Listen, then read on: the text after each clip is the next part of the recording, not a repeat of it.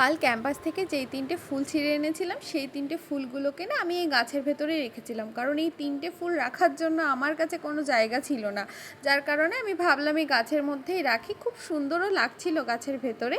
যাই হোক, আশা করি তোমরা সবাই ভীষণ ভালো আছো, আমিও ভালো আছি। আমার নতুন একটা ভিডিওতে তোমাদের সকলকে স্বাগতম। এই সকালবেলাটায় না একটু চা না খেলে ভাল লাগে না। চা খেয়ে আজকে যেহেতু রবিবার ছিল সেহেতু চিকেনের ডেট ছিল, চিকেন দিয়েছিল, কিন্তু আমি একটুখানি ক্যান্টিন গেছিলাম আইসক্রিমটা আনতে। কিন্তু আমি কিছু করবো সেটা ছড়াবে না, সেটা হতেই পারে না। আইসক্রিম খেয়েছি, আমি বিছানায় ছড়িয়েছি, জামায় ছড়িয়েছি সব। তাই আমি জামাটা চেঞ্জ করে তারপরে খেতে বসে গেছিলাম। আর আজ না একটু লেট করেই স্নান করেছিলাম, কারণ তাড়াতাড়ি স্নান করলে না ভীষণ এই সন্ধ্যাবেলার দিকে ভীষণ কেমন একটা লাগে। হ্যাঁ, আজ যে শুধু আমার আইসক্রিম ছড়িয়েছে সেটা নয়, এই যে সুন্দরী ইনি উল্টে পড়েছিলেন আমার বিছানায়, আমি জানালার সাইডে রেখে দিয়েছিলাম আর হাওয়া এমন এসেছে আমার সব কিছু ভিজে গেছে।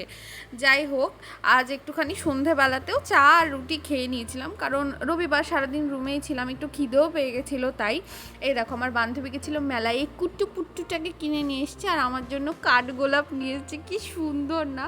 আর আমরা না রাত 10টার পরে ঠিক করেছিলাম যে আজকে কুমড়ো আলু দিয়ে ঝোল করব আর রুটি করব, সেটাই করছিলাম। আর আমাদের খেতে খেতে প্রায় 12:30 বেজে গেছে। আমার চোখ বুজে আসছে, আমি বলছি ভাই একটু চল তাড়াতাড়ি খাই।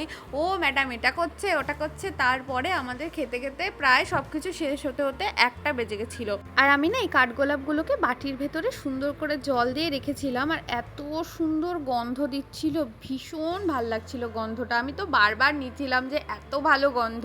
আর এই কাঠগোলাপ ফুলটাও না আমাদের ক্যাম্পাসেই আছে, মানে আমাদের ক্যাম্পাসে প্রচুর কাঠগোলাপের গাছ আছে। আমি না এই ইউনিভার্সিটিতে আসার পরেই এত কাঠগোলাপ দেখেছি, আগে এত দেখিনি।